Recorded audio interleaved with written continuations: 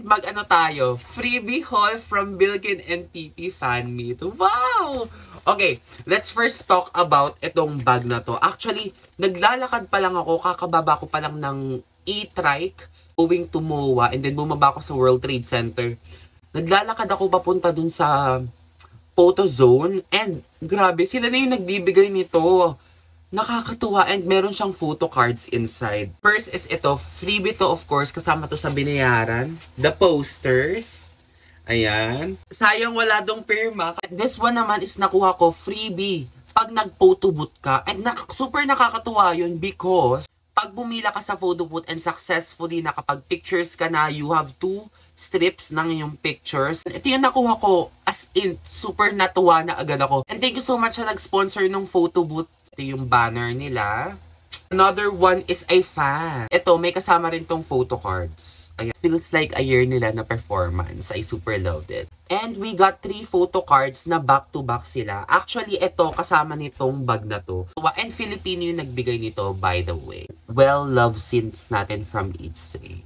From Yes, It's Alicia. So, thank you so much. Ito naman, nakuha ko siya kay Ate Mitch, itong mini natin na Bilkin and PP. Ayan. Mastercard natin from Bilkin and PP. Actually, binigay nila sa akin si Bilkin. Ito na yung mga from international fans. Grabe nakakatuwa. Ito, yung pin na to, I think Chinese sila.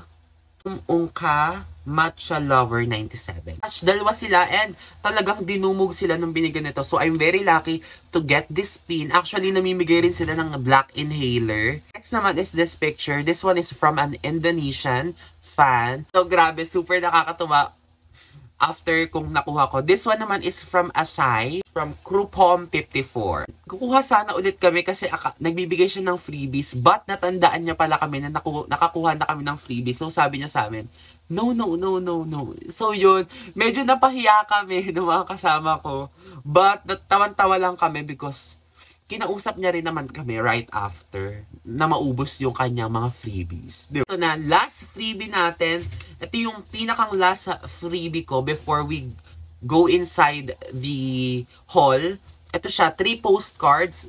Super ganda ni Kitty. Then, Bilkin. Lastly is ito. So, yan sila. And kita nyo yung quality. Super tigas rin ito. It's a postcard. So, yun siya.